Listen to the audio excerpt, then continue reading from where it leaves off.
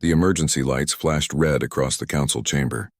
Every species in the Galactic Council had gathered within 6 hours of the broadcast. The message had been clear and brutal. The Crush Empire was going to war and their target was humanity. Captain Jake Morrison stood in the observation deck of the human diplomatic vessel Meridian, watching the chaos unfold on the screens before him. His ship hung in space near the massive council station, a small vessel compared to the giants that surrounded it. The Meridian had a crew of only 30 humans, all trained for diplomatic missions. They had been delivering trade agreements when the crash declaration arrived. Lieutenant Amy Chen walked up beside him, holding a datapad. Her face showed no emotion, but Jake knew her well enough to see the tension in her shoulders.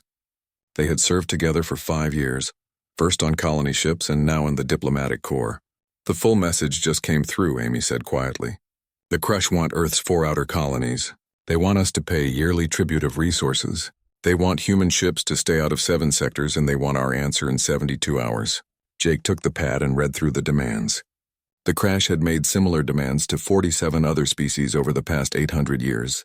Every single one had agreed. The alternative was total war with the most feared military force in the known galaxy. What happens if our species refuses? Jake asked, though he already knew the answer. No one has ever refused, Amy replied.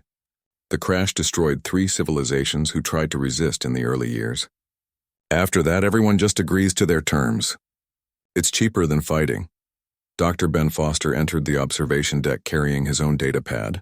The xenobiologist looked excited rather than worried, which Jake found oddly comforting. Ben had a habit of getting enthusiastic about the strangest things. I've been reading through the Crash biological profiles, Ben said, his words coming fast. They're impressive predators. They come from a planet with twice Earth's gravity. Their homeworld has Magapa that makes Earth's dinosaurs look small.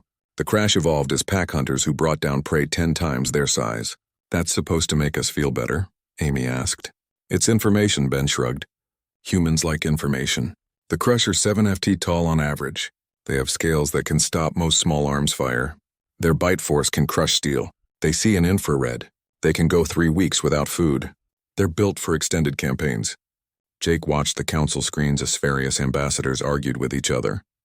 The insectoid vine were clicking their mandibles in agitation. The aquatic drill were bubbling in their water tanks. The crystalline shard mine representatives were chiming in harmonic frequencies that the translators struggled to interpret. Everyone had an opinion, and most of those opinions suggested humanity should surrender immediately. The council thinks we'll fold, Jake observed. Of course they do, Amy said. We've only been in galactic society for 3 years. We have 12 colony worlds and maybe 300 ships that could be called military vessels. The Crash have 800 worlds and a fleet of over 10,000 warships. The math isn't complicated. Math isn't everything, Jake said quietly. His second officer gave him a sharp look. What are you thinking? I'm thinking we should accept their invitation to negotiate, Jake said. Send a reply. Tell the Crash we'd be honored to meet with them to discuss their proposal. Suggest a neutral location. Make it polite. Ben's eyes widened. You want to meet with them? They're predators, right? Jake turned to face his crew members. Predators respect certain behaviors. They understand territory and hierarchy. If we roll over immediately, we look weak. If we refuse outright, we look stupid. But if we engage on our terms professionally and calmly, maybe we learn something useful. Amy was already typing on her datapad. The council has a neutral meeting station in the Epsilon sector. It's designed for exactly this kind of negotiation. Full sensor coverage. Weapons prohibited by treaty. Neutral ground, perfect, Jake nodded. Send the message. Use the formal diplomatic protocols. Thank them for their communication. Express our interest in finding a mutually beneficial solution. Invite their senior commander to dinner. Dinner? Ben blinked. You want to have dinner with the Crush? Humans bond over food? Jake said with a slight smile. And I want to see how they react to a dinner invitation. It'll tell us something about how they think. Amy sent the message before she could second-guess the decision. Within 30 minutes, they had a response. War Commander Thrax himself would attend the meeting. He would bring an honor guard of 6 warriors. The meeting would take place in 2 days at the neutral station. The Galactic Council erupted in confusion. Species from across known space sent messages to the human delegation, asking what they were planning. The Vine ambassador requested an urgent meeting. The Drell offered to mediate. The Shard Mind simply asked if humans understood what they were doing. Jake ignored most of the messages. Instead, he called his senior staff to the conference room. Besides Amy and Ben, he brought in Lieutenant Ryan Cooper, the tactical officer, and Sam Peters, the security chief. His small command team gathered around the table waiting for orders. "We have 2 days top repair," Jake began. "Ryan, I want everything we have on Crush military tactics, battle records, fleet movements, strategic patterns. I want to know how they think when they fight." Ryan nodded. "I'll pull the files." The Crash are aggressive but methodical. They prefer overwhelming force. They don't do subtle. "Sam, I want security protocols for the meeting," Jake continued. "We'll be unarmed by treaty. But I want you to survey that station.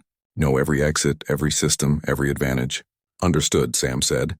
The security chief was a compact woman who moved like a coiled spring. "I'll take a team over there tomorrow for advanced preparation." "Ben, keep studying their biology," Jake said. "I want to know what intimidates them, what they respect, what they fear." "Crash don't fear anything," Ben replied. "That's their reputation." "Everything fears something," Jake said firmly. "Find out what." He turned to Amy. "I want you to prepare a full briefing on human military history. Nothing classified, nothing secret. Just the publicly available records. Every major conflict from the 20th century forward." Amy frowned. "Why would we show them that?" "Because knowledge is a weapon," Jake said, "and I want them to understand what they're dealing with before this goes any further. The Crush think they know what predators are. They think they're at the top of the food chain because they're big and strong and have sharp teeth. They've never met a species like us." "What makes us different?" Ryan asked. Jake leaned back in his chair, his eyes distant. "The Crash hunt in packs. They use strength in numbers. They're ambush predators who strike fast and hard. That works fine on their world. But Earth produced a different kind of hunter." He looked at each of his officers in turn. "Humans are endurance predators. We don't sprint after our prey. We follow it 4 hours for days until it collapses from exhaustion. We track, we plan, we coordinate, we use tools. We adapt. And most importantly, we never stop until the hunt is over." "You want them to know that?" Amy said slowly. "I want them to understand that politeness isn't weakness," Jake replied.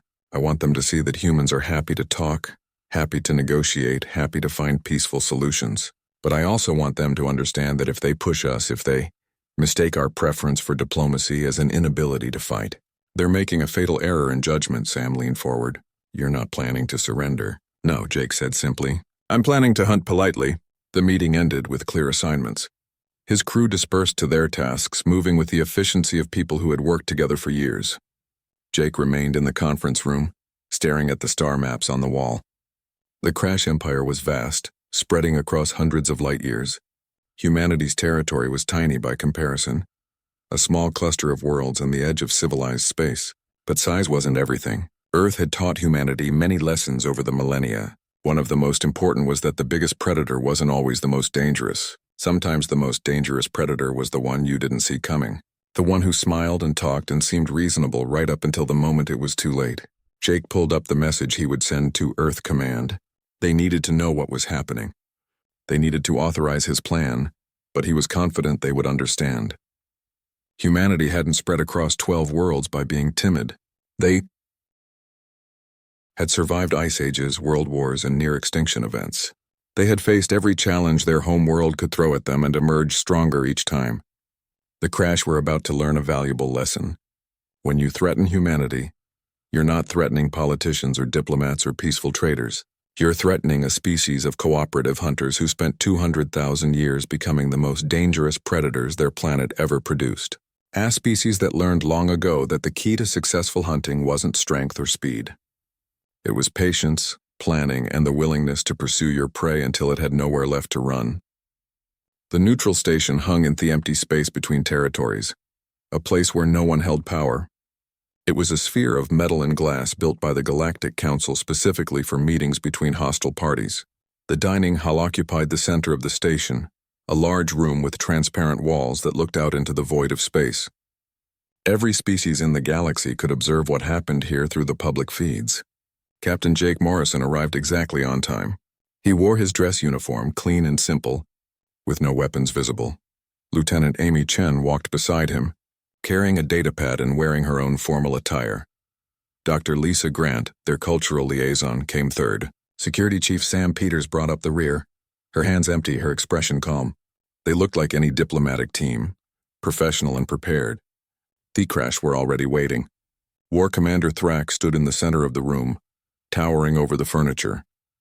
He was 7F'd of muscle and scale, his eyes reflecting the station lights in infrared spectrum. His armor was ceremonial but functional, marking him as a commander of the highest rank. 6 Crush warriors flanked him, each one nearly as large as their leader. They wore full battle dress, weapons removed but armor intact. The sight was meant to intimidate. Jake walked forward without hesitation. He kept his pace steady, his expression open and friendly. When he reached speaking distance, he stopped and inclined his head in a gesture of respect. "War Commander Thrax," Jake said, his voice clear and warm. "Thank you for agreeing to meet with us. I'm Captain Jake Morrison. This is Lieutenant Amy Chen, Dr. Lisa Grant, and Chief Sam Peters. We're honored by your presence." Thrax stared down at the human captain. His reptilian features were difficult to read, but his body language spoke of confidence bordering on contempt. "You waste time with pleasantries, human.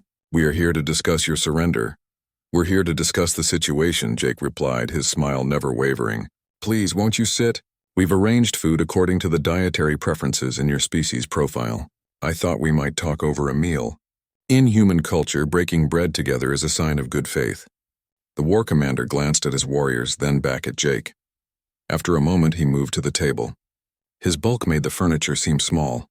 His guards took positions around the room, standing rather than sitting. Jake and his team settled into chairs across from Thrax, completely at ease. Servers, automated systems not affiliated with any species, brought out platters of food. The crush dishes were raw meat from approved animal sources prepared according to their customs. The human food was simpler, prepared meals that required no special attention. Thrax looked at the food but didn't touch it. "You show no fear," Thrax observed. His voice was deep, resonating from a chest built for roaring across vast distances. "Your species is new to the galaxy. You have limited military strength. You face demands from an empire that has never been defeated, yet you show no fear. Should we be afraid?" Jake asked. He leaned forward slightly, his posture engaged and interested. "I'm genuinely curious. In your experience, what typically happens at these meetings?" The question caught Thrax off guard. His eyes narrowed. "Other species plead. They offer more than we demand, hoping to avoid conflict. They show submission." "Interesting." After Lisa Grant interjected, she had been taking notes on her datapad, her fingers moving quickly, so the fear response I expected. "You use overwhelming presence to trigger submission behavior. It's actually quite efficient from a resource standpoint. Why fight if you can win through intimidation?" Thrax stared at the doctor. "You analyze this as if observing animals. All behavior is worth studying." Lisa replied with genuine enthusiasm. "The Crash have a remarkable success rate. 47 species have accepted your terms without fighting. That suggests either superior military might or superior psychological tactics. Probably both. Your culture clearly understands the value of reputation." Amy Chen added her own observation. "The pattern is consistent. You target younger species, those with fewer than 50 worlds. You demand tribute that's significant but not crippling. You avoid overreach. It's actually quite sustainable. Each species you subjugate adds resources to your empire, which makes you stronger for the next expansion. The system works." War Commander Thrax found himself in unfamiliar territory. These humans aren't begging. They weren't offering concessions. They were analyzing his empire's strategy with academic detachment. "You understand what we offer you, yet you analyze instead of submit."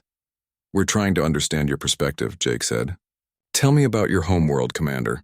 "I've read that Crash Prime has gravity twice that of Earth. The predators there are massive, dangerous.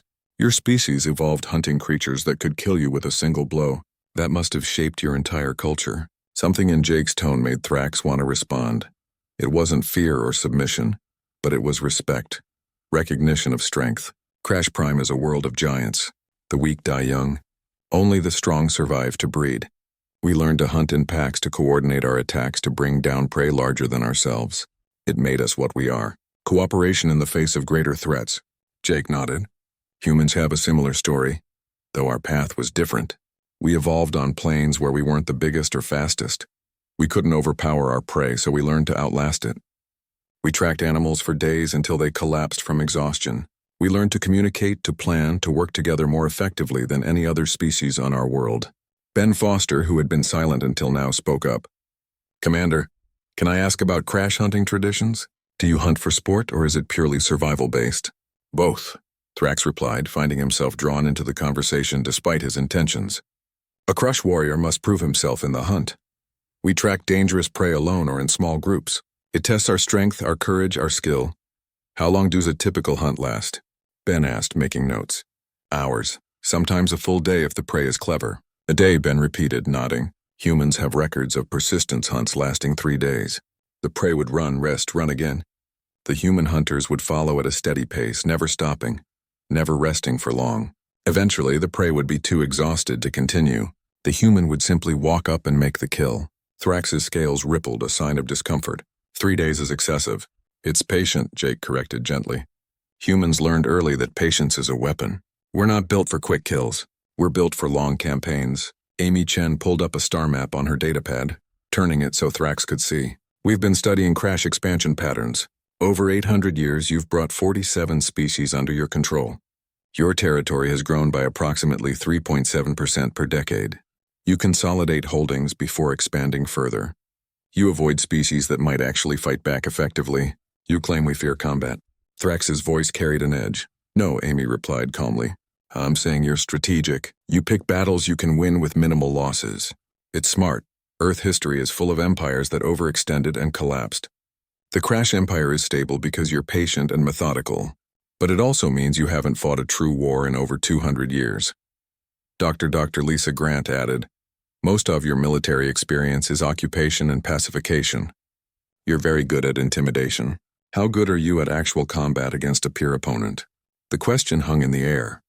Thrax's warriors shifted positions lightly, responding to the subtle challenge in Lisa's words. But she had asked it with such academic curiosity that it was hard to take direct offense. Humans are not pure opponents, Thrax stated firmly. Maybe not, Jake agreed. But that's what we're here to discuss. You've made your demands. We need to understand what happens if we choose a different path. There is no different path, Thrax said. You submit or we destroy you. Have you ever actually had to destroy a species? Sam Peters asked. She had been silent throughout the meeting, standing casually near the door. Now her voice cut through the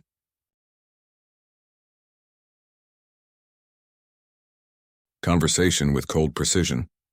The files say 3 species were destroyed in the early years of Crash expansion, but that was 600 years ago. Since then, everyone has submitted. You haven't fought an extinction war in centuries. Thrax stood abruptly, his full height suddenly dominating the room. You question Crash martial ability. I'm asking for information, Sam replied, not moving from her position. If we choose to fight, what actually happens? Do you have experience with prolonged warfare? With asymmetric combat, with enemies who don't meet you in open space for honorable battle? Jake remained seated, watching Thrax carefully. The war commander was angry now, his scales flushed dark with emotion, but underneath the anger, Jake saw something else. Uncertainty. Thrax was a warrior from a culture of warriors, but he had never actually been tested. Not really. He had spent his career intimidating weaker species and occupying conquered worlds. Commander, Jake said quietly, drawing Thrax's attention back to him. You want to be very clear about something. Humans respect the Crush. Your species has built an impressive empire. Your warriors are formidable. Your reputation is well earned. We acknowledge all of that. Thrax's anger cooled slightly, waiting for the inevitable surrender. But humans have a saying, Jake continued.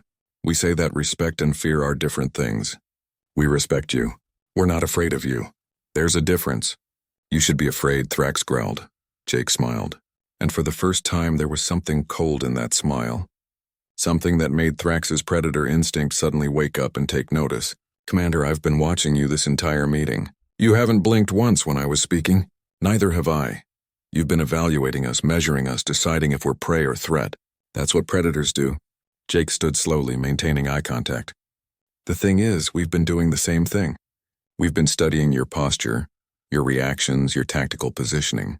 My security chief has noted that your warriors are standing in a defensive formation, not an offensive one. My analyst has mapped your supply lines and fleet positions. My scientist has identified 3 biological vulnerabilities in Crash physiology, and I've been counting. Counting what? Thrax demanded. The number of seconds it would take to end this meeting if we chose violence, Jake said softly. We're unarmed as required by treaty, but Sam could kill everyone in this room within 8 seconds using nothing but the dinner utensils. I could do it in 12, we won't, of course. That would be rude, but we could. The room fell absolutely silent. Thrax stared at the human captain, his instincts screaming warnings that his pride wanted to ignore. Jake's smile became warmer again, polite and professional. So here's what's going to happen, Commander. We're going to return to our ship.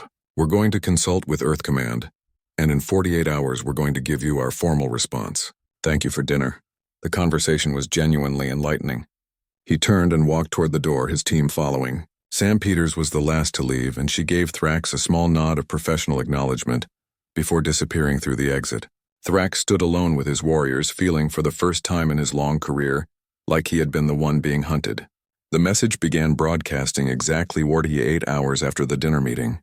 Every major communication network in the galaxy received it simultaneously. The Crash Empire got it. The Galactic Council got it. Every species with access to interstellar communication got it. And everyone stopped what they were doing to watch. The video opened with a simple title screen. No dramatic music, no threatening imagery, just text that read, "Human response to crash demands a cultural and historical overview." Dr. Ben Foster appeared on screen, sitting in what looked like a classroom. Behind him were charts and diagrams of human evolution. He wore casual clothing and spoke in the calm, measured tone of a professor giving a lecture. "Hello," Ben began. "My name is Dr. Ben Foster. I'm a xenobiologist specializing in comparative species development. I've been asked to provide context for humanity's response to the Crush Empire's recent demands. To do that, you need to explain where humans come from and how we think. Please bear with me. This is educational, not threatening." The screen shifted to show images of Earth rotating slowly in space, green and blue with white clouds drifting across the surface. A beautiful world, seemingly peaceful. Earth is classified as a death world by Galactic Council standards, Ben continued. It has extreme temperature variations, violent weather patterns, thousands of species of poisonous plants and animals, and limited resources in many regions. Humans evolved on the plains of Africa approximately 200,000 years ago. We were not the strongest predators on our world. Not even close. Images appeared showing Earth's ancient megapod, massive predators with teeth and claws, giant herbivores that could crush a human with one step. Dangerous animals that dwarfed early humans. Humans survived by developing 3 key advantages, Ben explained. First, we learned to work together more effectively than any other species on our planet. We developed complex language, shared knowledge across generations, and coordinated our actions with precision. Second, we learned to make and use tools. We turned rocks into weapons, animal skins into clothing, and wood into shelters. Third, and most importantly, we became endurance predators. The screen showed footage of ancient human tribes reconstructed from archaeological evidence. Humans running across plains following animal tracks moving with steady determination. Endurance hunting is simple but brutal. Ben said, "You find prey, you chase it. The prey runs away much faster than you, but you don't stop. You track it. You follow at a steady pace. The prey rests. You keep coming. The prey runs again. You keep following. This continues 4 hours, sometimes days. Eventually, the prey collapses from exhaustion. You walk up and make the kill." He paused, letting the implications sink in.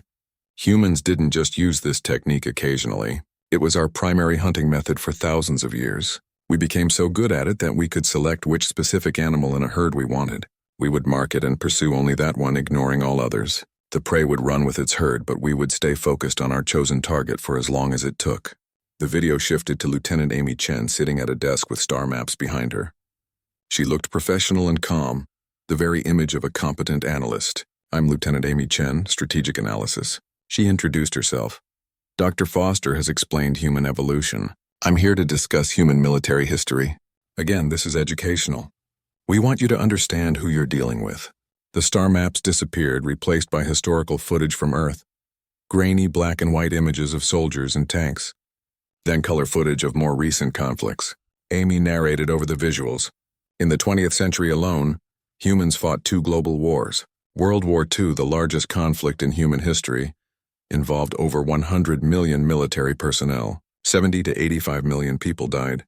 The war lasted 6 years.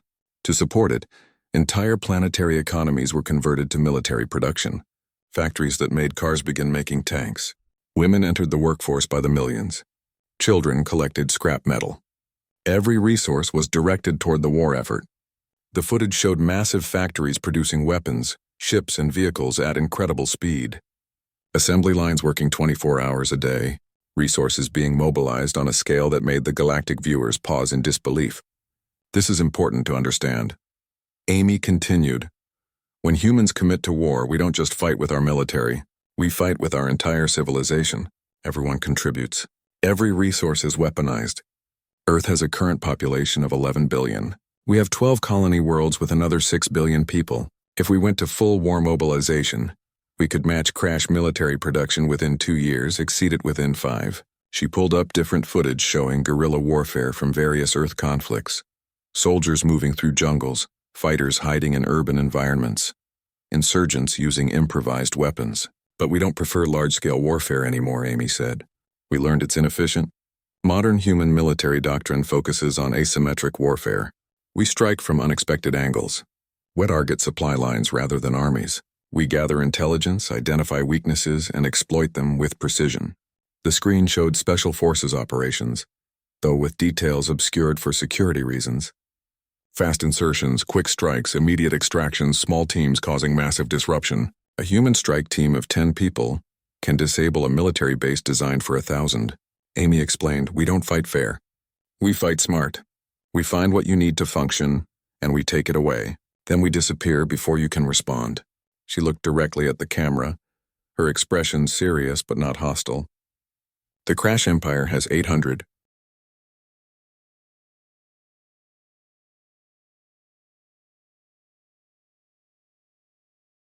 worlds and 10,000 warships. Impressive. But you also have supply chains, communication networks, command structures, industrial centers, fuel depots, research stations, all of which need to function for your empire to operate, all of which can be targeted. The video shifted again, this time to Security Chief Sam Peters. She stood in what looked like a training facility, her posture relaxed but alert. Sam Peters, Security Chief, she said simply. I'm going to talk about human special operations. But I'll keep this general for security reasons. She gestured to a timeline behind her, showing dates and locations with details blurred out.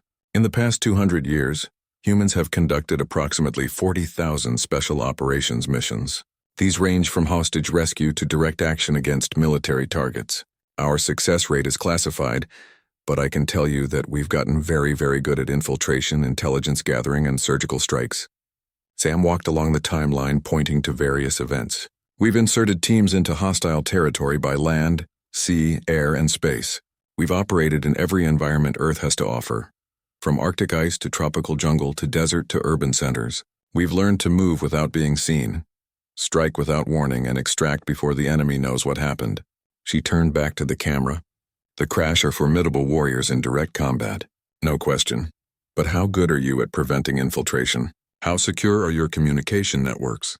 How well do you guard against internal sabotage? These are serious questions. Because if this becomes a shooting war, humans won't meet you in open space for honorable combat. We'll be in your systems before you know we're there. The screen split to show multiple feeds simultaneously. Dr. Lisa Grant appeared in one. Continuing the briefing, Dr. Lisa Grant, Cultural Liaison. I want to address psychological warfare because it's relevant to this situation. Humans understand fear. We know how to create it, how to manipulate it, how to use it as a weapon. We also know how to resist it. She pulled up studies and data on human psychological resilience. Humans have survived ice ages, plagues, natural disasters, and near-extinction events. We've faced every horror our planet could produce. This has made us remarkably difficult to intimidate. The Crash reputation is impressive. It works on most species. It doesn't work on us.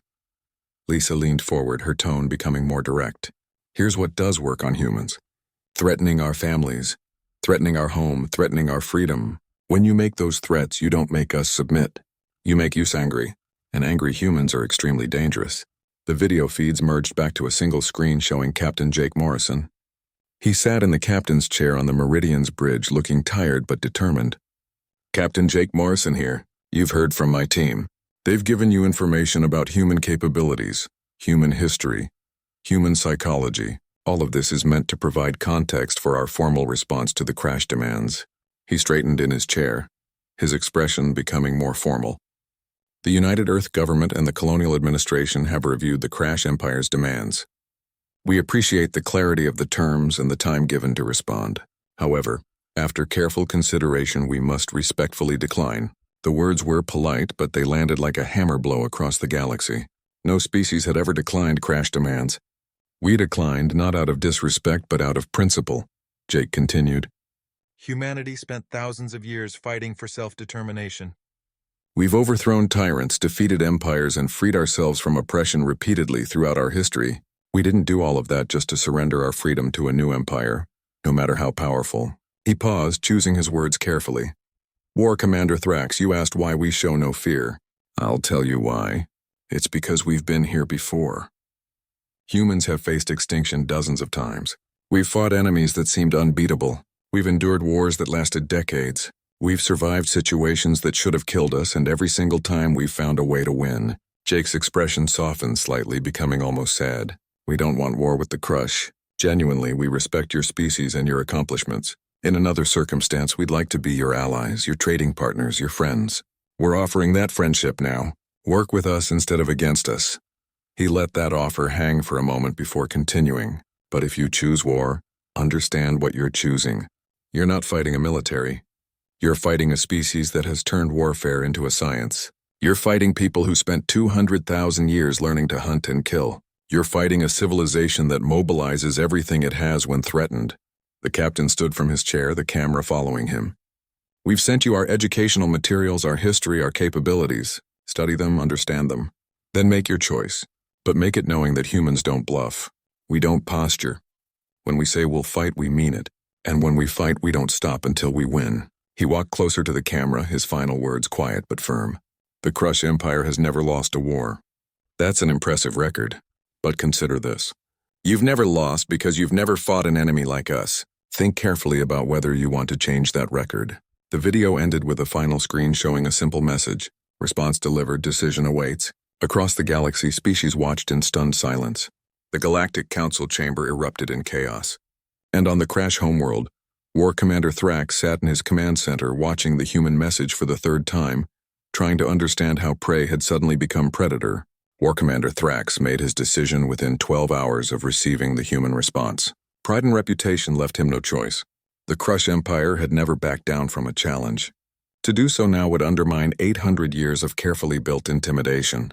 He assembled a battle fleet of 40 warships, the largest force the Crash had mobilized in over a century, and set course for human space. The Galactic Council watched with a mixture of horror and morbid fascination. Every species expected the same outcome. The humans had been brave, even admirable in their defiance, but bravery didn't stop warships. The Council prepared for the aftermath, already drafting humanitarian aid packages for the human survivors and guidelines for Crash occupation of Earth territories. Nobody expected what happened next. The Crash Military Command Station in the Outer Territories was a massive installation home to 200 personnel and controlling fleet movements across a dozen sectors. It served as the primary coordination hub for all Crash military operations in the region. Security was absolute, or so they believed. At exactly 600 station time, every system in the command center went offline simultaneously. Lights, computers, communication arrays, life support, everything. Emergency power failed to activate. Backup systems didn't respond. The station went dark and silent in the void of space. The Crash personnel inside scrambled in the darkness, their infrared vision allowing them to navigate but not to understand what had happened. Officers shouted orders. Technicians ran to manual override stations. Security forces prepared for an attack they couldn't see coming. Then the lights came back on. Standing in the command center, surrounded by 200 confused and increasingly angry Crash warriors, stood a human woman, Lieutenant Kate Morgan, United Earth Special Operations. She was alone, unarmed according to the scans, and smiling politely. "Good morning," Kate said in perfect Crash language. "I apologize for the dramatic entrance. My name is Lieutenant Kate Morgan. On behalf of the United Earth government, I'm here to inform you that this facility is now under human control." The nearest Crash officer lunged at her, claws extended. Kate didn't move. The officer stopped mid-attack. Frozen in place, he looked down to see a small device attached to his armor. A human electromagnetic restraint. Similar devices activated across the command center. Every Crash warrior found themselves immobilized, unable to move more than a few inches.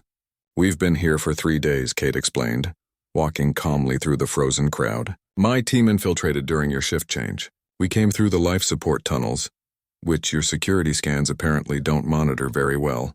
We've been living in your walls, watching, learning, waiting for the right moment. She gestured to the walls where panels slid open to reveal 6 more human operators. They emerged from hiding spots, each one carrying non-lethal restraint equipment. The entire infiltration team was present, looking as calm as if they were on a training exercise. We're not going to hurt anyone, Kate continued. You're all going to be detained, processed, and returned to your empire within the week. But this station is offline for the duration of the current crisis. Consider it a demonstration of human capabilities. The crash commander, immobilized but still conscious, managed to snarl out a question. How? Patience and planning, Kate replied. We studied your security protocols for 2 months. We identified weaknesses. We trained specifically for this mission. Then we executed. That's what humans do. We don't rush into fights. We prepare and then we strike when we're ready. Similar events were unfolding across Crush space. At the same moment, Kate Morgan revealed herself in the outer territories. Thrax's flagship experienced what his engineers initially believed was a catastrophic reactor malfunction. Alarms blared, systems failed. The massive warship, pride of the crash fleet, lurched out of faster-than-light travel and tumbled through normal space. The entire battle fleet had to drop from jump to assist their commander's vessel. They converged on a repair station in a secured sector, certain they would find safety and solutions. Instead, they found human combat engineer Chris Bailey sitting in the station's control room, feet up on a console, drinking something hot from a cup. Afternoon, Chris greeted them over the communication channel. Before you ask, yes, I disabled your flagship. No, it wasn't a malfunction. Yes, I can fix it. And yes, I've been here for 3 days waiting for you to arrive. Your garrison is taking a nap in the recreation area. Non-lethal sedatives. They'll wake up with headaches, but no permanent damage. Thrax's roar of rage echoed through the communication system. Chris just took another sip of his drink. Here's the thing, the engineer continued, his tone conversational. 3 months ago, you opened trade negotiations with a human merchant vessel. Remember that? They brought interesting technology samples. You showed them your ship designs. Everyone was friendly. That merchant ship included 2 human intelligence officers who spent the entire visit mapping your computer systems and installing back doors. Chris pulled up a schematic on the screen showing the complexity of Themalware now embedded in Crash military networks. We've had access to your fleet command systems for 3 months. We could have crashed every ship you own. We could have detonated reactors, opened airlocks, disabled weapons. We could have killed thousands of your people without firing a shot. We didn't because that's not what we want. He stood up, his expression becoming more serious. But we need you to understand something. When humans say we can fight, we mean it. When we say we've been preparing, we're not exaggerating. And when we offer friendship instead of war, it's not because we're weak. It's because we're strong enough to choose peace. The third event was the one that truly shook the galaxy to its core. The Crash homeworld was a secret. In 800 years of expansion, the Crash had never revealed the location of their origin planet. It was protected by layers of misdirection, false information, and paranoid security. No alien species knew where it was. The Crash considered this their ultimate defense.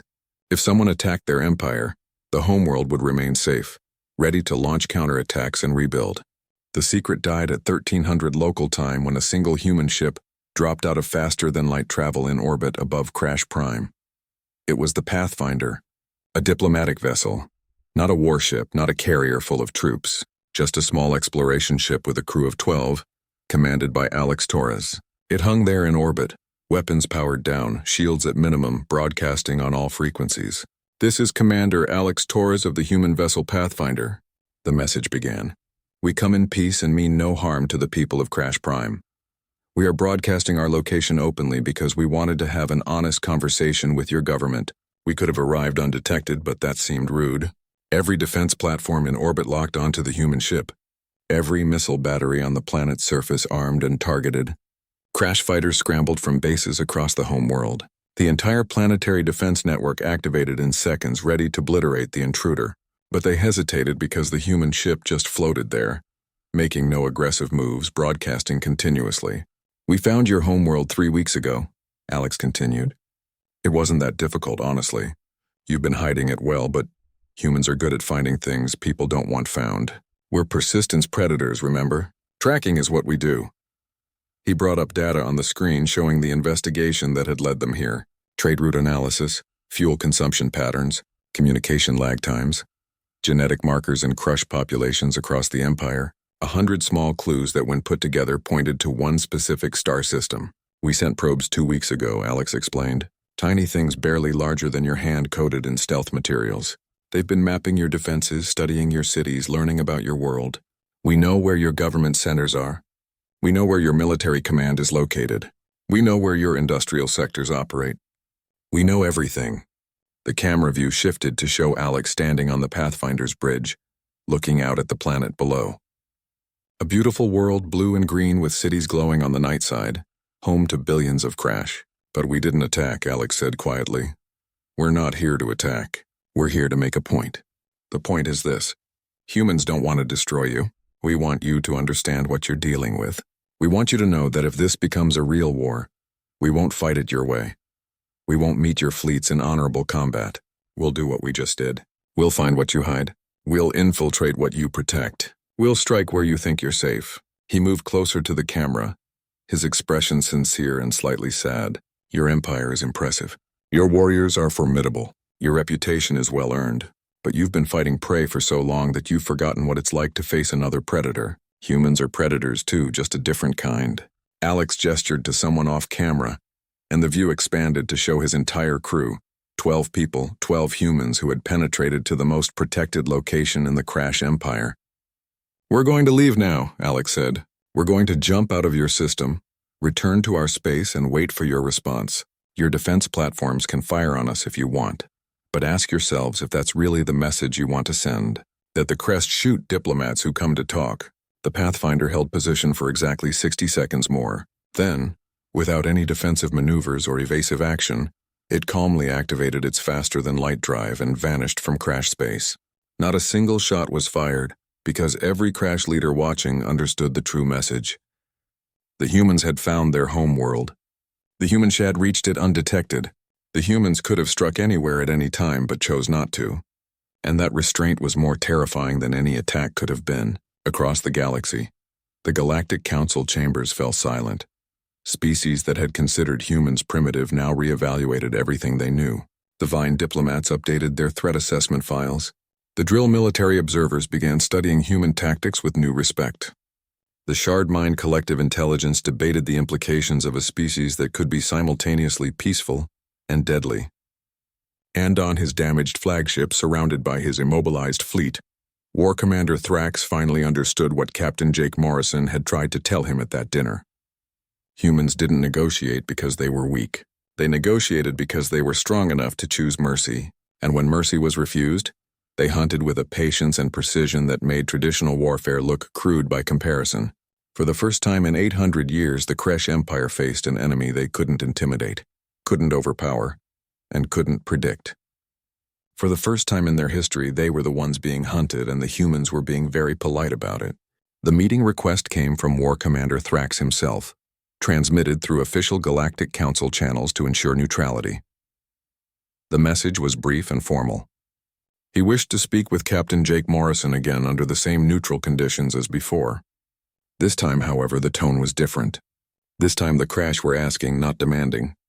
Jake Morrison stood in the observation deck of the Meridian, reading the message for the third time. Lieutenant Amy Chen stood beside him, reviewing tactical updates. The entire galaxy was watching this situation now. Every species wanted to know what would happen next. He's ready to talk for real this time, Amy observed. The question is whether we're ready to let them off the hook. We were never trying to keep them on a hook, Jake replied. We were trying to teach a lesson. The question is whether they learned it. Dr. Ben Foster entered, carrying analysis reports. I've been studying Crash cultural psychology. Pride is central to their identity. What we did, exposing their vulnerabilities, finding their home world, it's deeply humiliating by their standards. They have two options now. Fight to the death to restore honor or adapt and find a new understanding of honor. Which one they choose determines everything. Jake nodded slowly. Set up the meeting. Same location, same terms. But this time let's bring everyone. I want Thrax to see what humanity looks like when we're not trying to intimidate anyone. When we're just being ourselves. The neutral station was the same as before, but the atmosphere was completely different. War Commander Thrax arrived with only 2 guards instead of 6. His armor was formal but less aggressive. His posture, while still proud, lacked the overt dominance display from their first encounter. He looked like a warrior who had been humbled but not broken. Jake Morrison was already waiting, but this time his full senior staff accompanied him. Amy Chen, Ben Foster, Lisa Grant, Sam Peters, Ryan Cooper. Also present were Lieutenant Kate Morgan, fresh from her operation in the Outer Territories, Chris Bailey, still wearing his engineer's jumpsuit, and Alex Torres, who had flown directly from his mission to Crash Prime. 9 humans, each one representing a different aspect of human capability. Thrax entered and stopped, his eyes moving from one human to another. Each one met his gaze calmly, respectfully, without fear or hostility. They were warriors, every one of them, but they carried it differently than the Crash. There was no need to prove anything. They had already proven everything that mattered. Commander Thrax, Jake greeted him, inclining his head. Thank you for coming. Please sit. We have much to discuss. This time Thrax sat without hesitation. His guards remained standing, but positioned themselves less aggressively than before. The war commander looked tired, as if the events of the past week had aged him. I have come to end this conflict, Thrax began, his voice formal. The Crash Empire withdraws all demands on human territory. We acknowledge that humanity is not prey. We seek peace terms. Jake listened carefully. Before we discuss terms, I need to understand something. What changed your mind? Was it the demonstrations of capability? The infiltrations? Finding your homeworld? Thrax was quiet for a long moment, considering his answer. When he spoke, his voice carried a weight that hadn't been there before. It was the restraint. My warriors were captured but not killed. My ships were disabled but not destroyed. Your vessel reached Crash Prime but did not attack. At every moment you showed that you could have caused massive death, but you chose not to. He looked directly at Jake, and for the first time there was genuine respect in his eyes. Crash culture values strength. We respect warriors, but we have never encountered a species strong enough to choose mercy when they could choose victory. That level of control, that confidence, it is not something we have seen before. It is not something we know how to fight against. Dr. Lisa Grant leaned forward, her expression gentle. Commander, can I offer a perspective? Humans don't see mercy as weakness. We see it as the ultimate expression of strength. Anyone can destroy. Creation requires real power. Building peace after proving you could wage war. That's what truly strong civilizations do. Your species has been strong for a long time. Ben Foster added. You've built an empire that lasted 800 years. You've become wealthy and powerful. But now you have a choice. You can continue being strong in the old way through intimidation and dominance. Or you can become strong in a new way through cooperation and mutual benefit. Thrax listened, his scales shifting colors as he processed the words. You offer alliance after we threatened your worlds. We offer friendship. Jake corrected, there's a difference. An alliance is strategic. Friendship is personal. We want the Crush as friends, not just allies. We want to learn from you. We want you to learn from us. We want to build something together that's better than what either of us could build alone. Amy Chen pulled up star maps showing both human and Crash territories. Look at our positions in the galaxy. We're neighbors. We share border regions. We have complementary resources and technologies. You have 800 years of expansion experience. We have innovation and adaptability. Together we could be formidable. But you defeated us, Thrax said, confusion evident in his voice. We threatened you and you defeated us without battle. Why offer friendship to defeated enemies? Sam Peters spoke up, her tone matter of fact. Because you're not our enemies. You were our opponents in a disagreement. There's a difference. Enemies want to destroy each other. Opponents just want different things. Now that we've established mutual respect, we can work together instead of against each other. Kate Morgan, who had infiltrated the Crash Command Station, added her perspective. Commander, I spent 3 days living in your station's walls. I watched your people work. They're dedicated, professional, loyal. Those are qualities humans respect. We don't want to destroy that. We want to work alongside it. Chris Bailey nodded. Agreement. Same with your ships. Beautiful engineering. Different philosophy than human designs, but effective. I'd love to do a technical exchange. Learn from your methods. Share some of ours. Think of what we could build if we combined knowledge. Alex Torres, who had reached Crash Prime, spoke last. I saw your homeworld. It's stunning. The cities are impressive. The culture is rich. I'd like to go back someday as a visitor, not an infiltrator. Maybe share a meal, learn about Crash history and art, show you some of ours. That's what neighbors should do. Thrax looked around the table at these 9 humans, each one deadly in their own way, each one offering genuine friendship despite having every reason not to. I do not understand your species. You have power, but do not use it for domination. You win, but do not press advantage. You fight, but prefer peace. This is not logical by Crush understanding. Jake smiled, the expression warm and authentic. Maybe that's the point. Different species think differently. Humans learned a long time ago that domination is unstable. Empires built on fear eventually collapse. But relationships built on mutual respect, those last. Those grow stronger over time. He gestured to his team. Every person at this table could have killed you during our first meeting. Sam wasn't exaggerating about the 8 seconds, but we didn't want to kill you. We wanted to talk to you. We still do. Because talking leads to understanding, and understanding leads to cooperation. And cooperation makes everyone stronger. Ryan Cooper, the tactical officer, pulled up economic projections. Look at these numbers. If we establish open trade, both our economies grow by projected 15% within 5 years. If we share technology, both our militaries become more effective. If we coordinate exploration, we map new territories faster. Everyone benefits, but trust must be earned, Thrax said slowly. How do I know humans will not use this piece to gather intelligence for future attack? You don't, Jake admitted honestly. Trust always involves risk. But consider this. We already gathered the intelligence. We already know your weaknesses. We could attack right now if we wanted. We're choosing not to. That choice repeated over time becomes trust. Admiral Susan Price appeared on a communication screen joining from Earth Command. War Commander Thrax, I'm Admiral Price, Senior Military Authority for Human Forces. Captain Morrison has briefed me on these discussions. I want to add official support for his approach. Humanity is prepared to sign a formal peace treaty, establish trade relations, and begin cultural exchanges immediately. She paused, her expression serious. But I want to be clear about something. This peace is genuine, but it's not unconditional. If the Crash Empire threatens humanity or our allies in the future, we will respond. Not with restraint this time. With everything we have, the demonstrations you've seen were carefully controlled. A real human war is something nobody wants to see. Not you, not us, not the galaxy. Understood, Thrax replied, respect clear in his voice. Crash Empire accepts peace terms. We will withdraw all claims. We will establish trade. We will share knowledge, and we will not threaten human worlds again.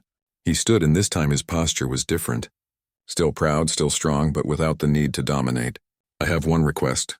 I wish to learn from humans your methods of warfare, your strategies, your thinking. Will you teach us? Jake stood as well, extending his hand in the human gesture of agreement. We'll teach you everything you want to know. With one condition, you teach us too. About Crash tactics, about your history, about your culture. Real friendship goes both ways. Thrax looked at the extended hand, understanding the gesture from cultural briefings. He reached out and clasped Jake's hand, his larger grip careful not to crush the human smaller one. Agreed. We will learn from each other. The formal treaty was signed within 3 days. The Galactic Council witnessed the ceremony, still processing what they had seen. The Crash Empire, undefeated for 800 years, had not just made peace with humanity. They had asked to be taught by them. Other species began reassessing their own relationships with humanity. The Vine requested diplomatic meetings to improve relations. The Drell invited human observers to their military meetings. The Shardine proposed scientific collaboration across the galaxy. The perception of humanity shifted overnight. 3 months later, Captain Jake Morrison stood in his office on the Meridian, now permanently assigned as humanity's primary liaison to the Crash Empire. The walls were covered with maps showing new trade routes, exchange programs, and joint exploration missions. On his desk sat a gift from Thrax, a Crash weapon traditionally given to respected warriors. Admiral Price appeared on his communication screen. Final reports are in from the Council. 42 species have requested improved relations with humanity. 15 have asked for training programs based on human methods. The entire galactic political structure is shifting.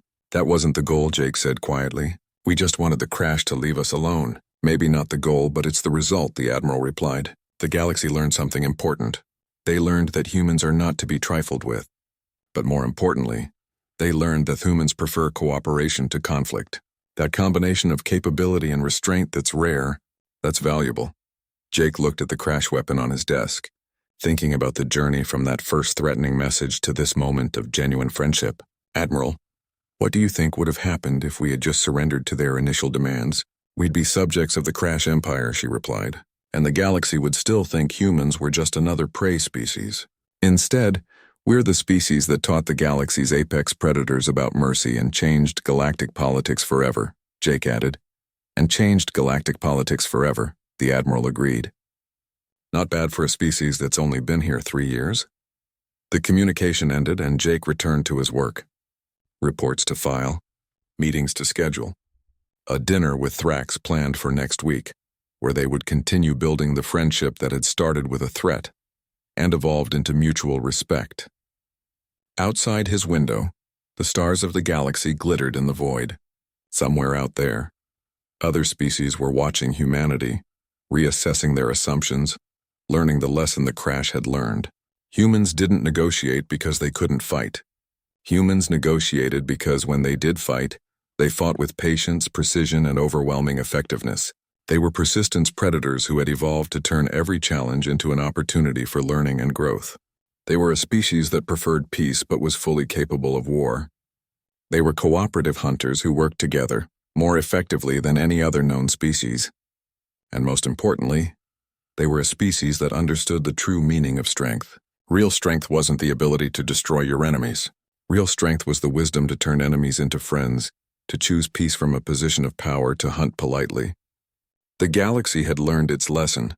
Humanity was not prey. Humanity was not even just another predator. Humanity was something new, something the galaxy had never encountered before. A species that combined the patience of eternal hunters with the wisdom to know when not to hunt, and that made them the most dangerous and most valuable allies the galaxy had ever known. The day the galaxy understood humans didn't negotiate because they were weak. They negotiated because they were strong enough to choose kindness. And when kindness was refused, they hunted with a politeness that made their power all the more terrifying. They said please and thank you right up until the moment they won. That was the human way. Polite, professional, patient, and utterly unstoppable.